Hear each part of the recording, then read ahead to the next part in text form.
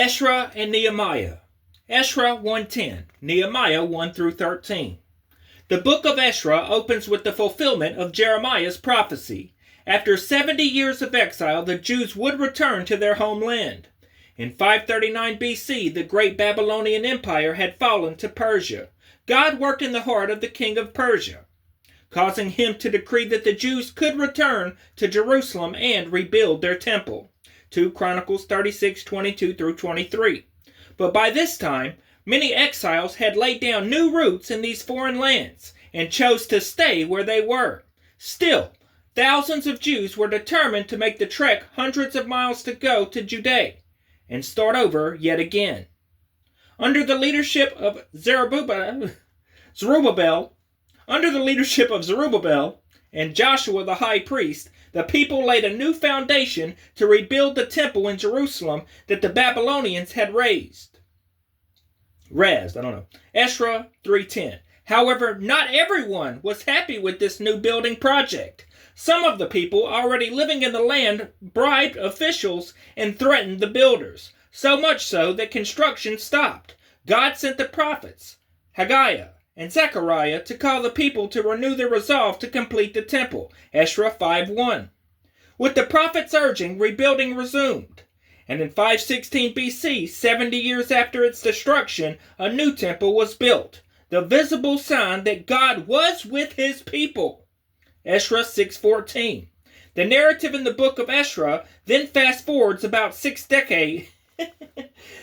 The narrative of the book of Ezra then fast forwards about 6 decades and introduces a priest and scholar named Ezra, who devoted himself to the study and observance of the law of the Lord, and to teaching its decrees and laws. Ezra 7:10. He led a large group of exiles on a 4-month, 900-mile journey from Babylon to Jerusalem. Ezra instituted spiritual and social reforms to ensure that this new community in Jerusalem would obey God's law and avoid the sins that had led to the exile. Meanwhile, in the Persian capital of Susa, a Jewish man named Nehemiah served King Artaxerxes as his cupbearer. Nehemiah 1:11.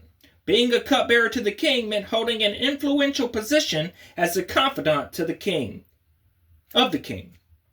When he heard that the walls of Jerusalem were in shambles, Nehemiah, whose name means "the Lord comforts," was thrown into distress. He persuaded the king to let him go to Jerusalem at once and lead the rebuilding effort.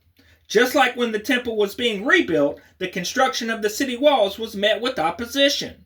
The book of Nehemiah tells how Nehemiah and the people overcame this opposition and persisted in rebuilding their city. When the walls were complete, Ezra read God's law to the crowd, and a renewed spirit of obedience to the Lord swept through the people. They observed the biblical festivals to remember God's faithfulness. Nehemiah said, "Go and enjoy choice food and sweet drinks, and send some of those who have nothing prepared. This day is holy to our Lord. Do not grieve, for the joy of the Lord is your strength." Nehemiah 8:10. As Ezekiel had seen in his vision of dry bones being brought back to life, the people of God, who had suffered immensely and must have felt like dry, dead bones, were given new life and a reason to celebrate in the joy of the Lord again.